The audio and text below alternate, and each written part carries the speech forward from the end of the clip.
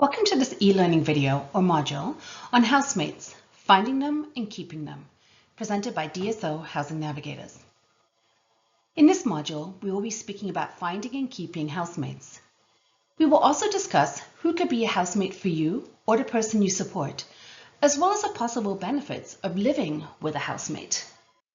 All information included in this module and supporting documents is provided for informational purposes only and should not be relied upon as legal, technical, business, or other advice.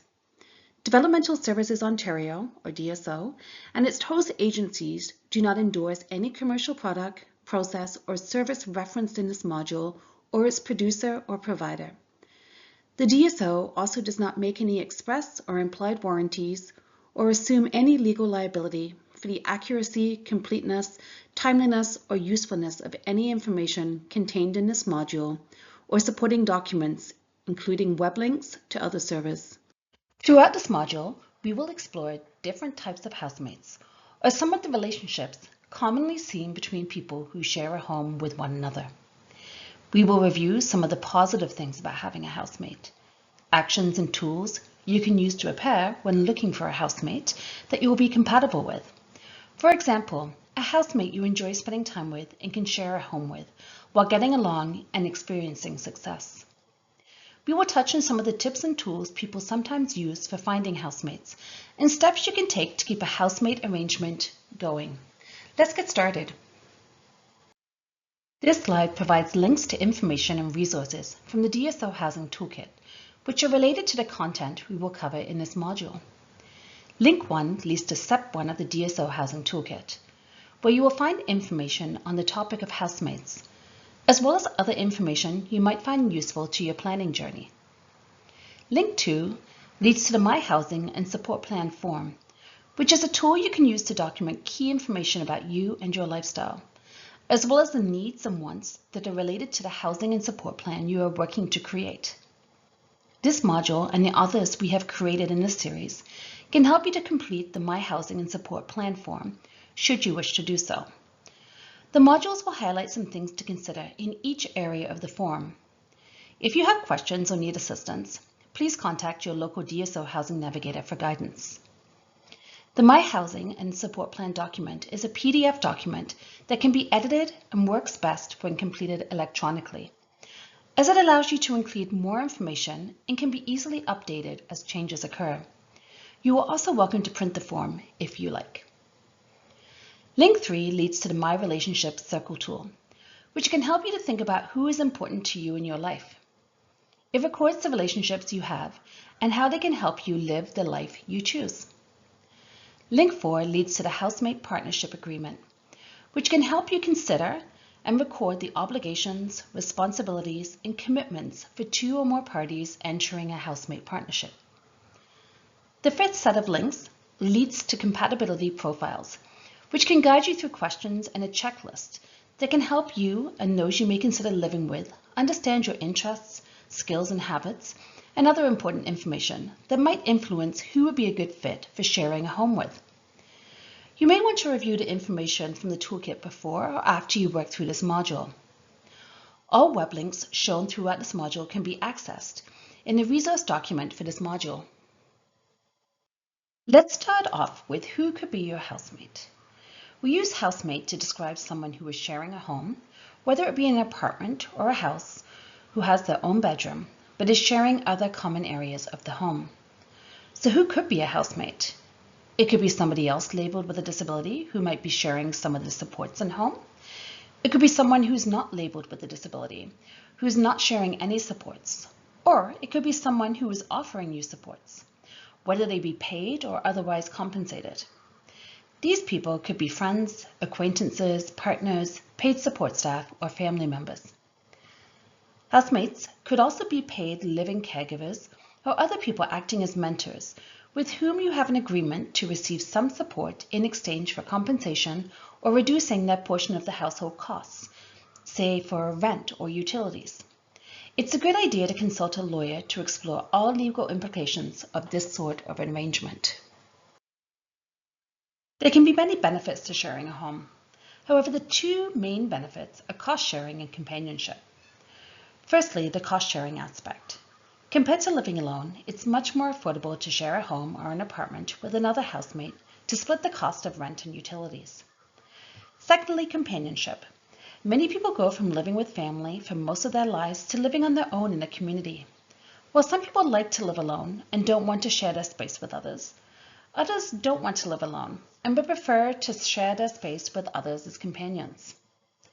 Safety is another benefit for several reasons. Many people feel a sense of security having another person in the home should there be an emergency. Perhaps a person who experiences seizures might find comfort in having another person in the home should they have a seizure and need help. Sometimes having another pair of eyes double-checking the door is locked and the stove is turned off after cooking can be helpful. It is important to consider the needs for home safety and think about what type of housemate might be able to provide the type of safety support needed for a successful living situation. For some, having a housemate that shares supports is sufficient for safety as a backup. However, if there are more significant in-home safety needs, it might be helpful to have a housemate that would be responsible for ensuring in-home safety, such as a living caregiver or a house mentor. Expansion of networks is another benefit. Many people have a support circle around them, but by partnering with another person, the support circle of people invested in the success of the living situation increases and expands. This can be helpful in longer-term planning for support circles. For people living in a home, having housemates usually means that household chores can be divided.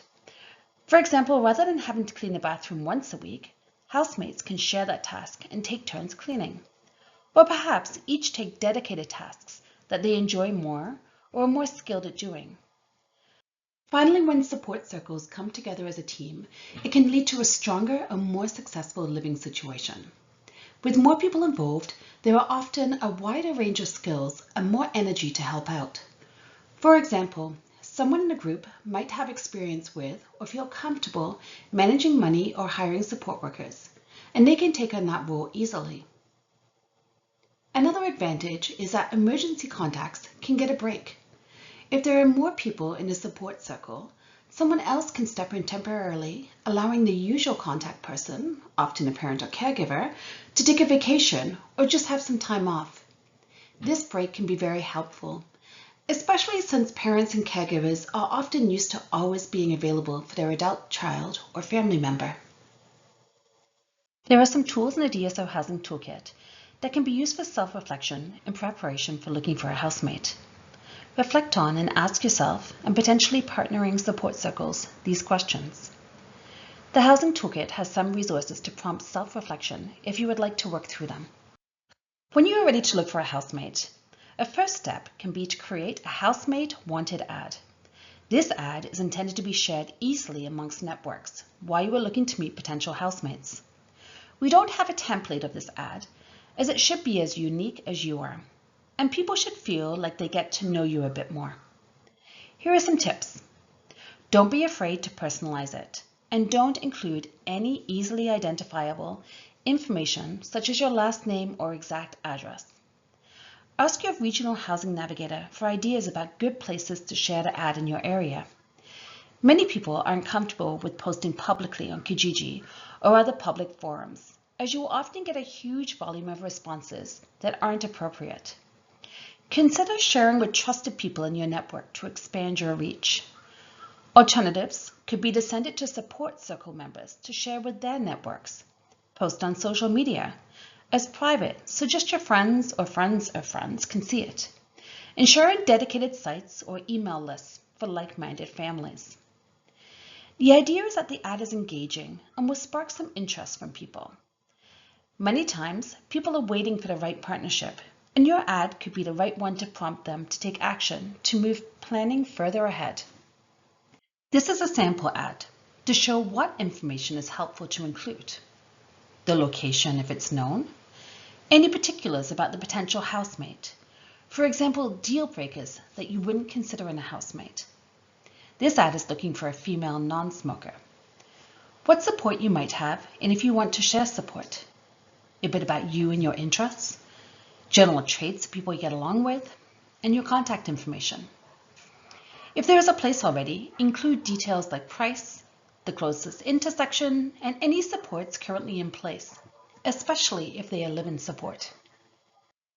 So you have a potential housemate express interest in your ad.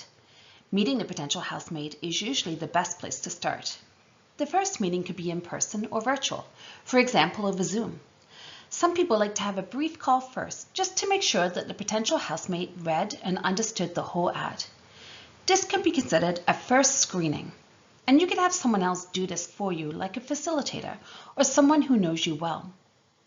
When you do meet with a potential housemate, come with questions and be prepared to answer questions that the person you are meeting might have. Bring someone who is a trusted friend, family member, or facilitator if you're working with one. If you are meeting in person, meet in a public place. Keep the first meeting short. You want to organize a series of meetings getting to know the potential housemate, and you can keep choosing if you want to keep getting to know the person. It can take months to decide to live with someone. Be honest and realistic about yourself, as it's hard to change and the truth will become clear eventually. It will save everyone a lot of time and energy if you lead with openness and honesty from the start. There is nothing worse than moving in with someone only to find out that there are things about them that they weren't honest about that are problematic for you. It's a lot harder to get out of the relationship after committing and moving in together. Congratulations, you found a housemate. Here are some tips on maintaining a great relationship. Create a housemate partnership agreement. We link to a template on slide 4, and make sure you keep a signed copy. There will be bumps in the road. Mistakes will be made. Ideally, housemates work through them, but it's helpful to be in agreement about conflict resolution and the notice needed to end a partnership if necessary. Create a chore schedule and house rules with your housemate. Have regular house meetings to keep on top of any developing issues. Don't buy furniture together. It's hard to split up if the partnership ends. Bills should also be split to avoid complicated number crunching at the end. Talking money can be challenging for most people, so having safeguards in place can help. See mistakes as learning opportunities. Be open and collaborative. For some, it's the first time doing this and it can be quite a process. Things can sometimes get emotional and complicated. Consider getting external help from a mediator if necessary. It's an incredible thing you are doing. Be compassionate with yourself and others during this journey. Here are some points of summary that may be useful as you move forward.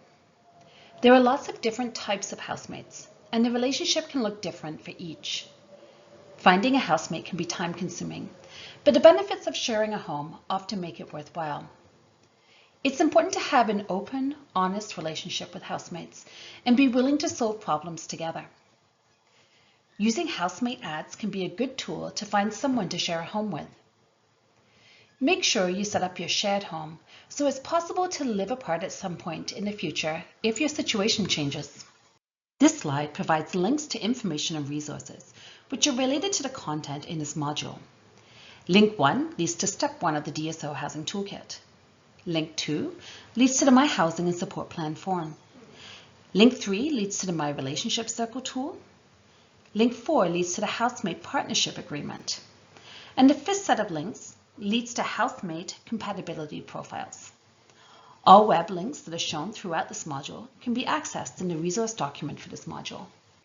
This slide has links to DSO-related information and resources.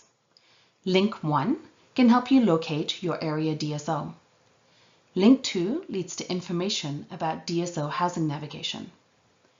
Link 3 leads to a list of housing navigators for all regions of Ontario and includes their contact information. And Link 4 will take you to the DSO events calendar. This concludes our module on housemates, finding them and keeping them. For more information and content from Developmental Services Ontario, please view our website and social media accounts.